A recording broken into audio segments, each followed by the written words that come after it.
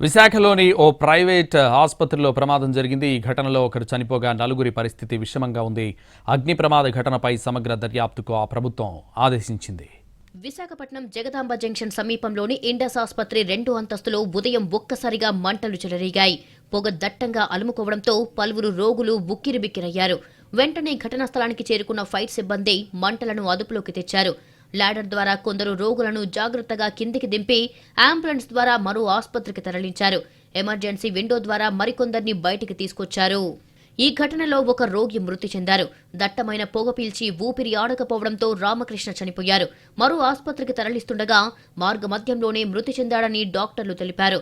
మొత్తం 52 మంది పేషెంట్లను బయటికి తెచ్చి దగ్గరలోని ఆసుపత్రులకు తరలించారు. అందులో 15 మంది ఐసీయూలో ఉన్నారని తెలుస్తోంది. నైట్రస్ ఆక్సైడ్ నిల్వలు పేలడంతోనే ఈ ప్రమాదం జరిగిందని అనుమానిస్తున్నారు. ఫైర్ యాక్సిడెంట్ అయినా 10 మినిట్స్ లోపే వచ్చామని వచ్చిన తర్వాత సెకండ్ ఫ్లోర్ ఐసీయూకి వెళ్ళడానికి 45 మినిట్స్ 50 మినిట్స్ ట్రై చేసి ప్రాణాలకి తెగించి మరీ లోపలికి వెళ్ళి మా పేషెంట్ తెచ్చామండి. షిఫ్ట్ చేస్తున్న క్రమంలోనే మా పేషెంట్ చనిపోయారనేసి డిక్లేర్ చేశారండి. చేసిన తర్వాత మళ్ళీ వీళ్ళు వచ్చిన తర్వాత లోపల ఏం ప్రాబ్లం వస్తుందో ఏంటో తెలియదు, మళ్ళీ మీకు హార్ట్ బీట్ రైజ్ అయిందని చెప్పేసి లోపల మాకు అగ్ని ప్రమాదంలో అస్వస్థతకు గురైన రోగులను వైసీపీ నేత వైవి సుబ్బారెడ్డి, మంత్రి అమర్నాథ్ పరామర్శించారు.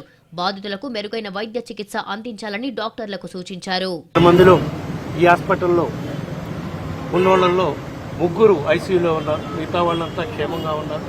ఐసీయూలో ఉన్న 3లో కూడా ఒక ఆయన కృష్ణమనాయుడు అనే పేషెంట్ ఆ ఇండస్ హాస్పిటల్లో అడ్మిట్ అయ్యి అక్కడ ట్రీట్మెంట్ తీసుకుంటున్నప్పుడే వెంటిలేటర్ మీద ఉన్నారంట.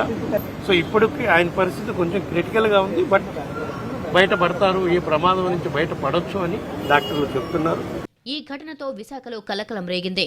అగ్ని ప్రమాదంపై సమగ్ర దర్యాప్తు చేస్తున్నామని పోలీసులు తెలిపారు.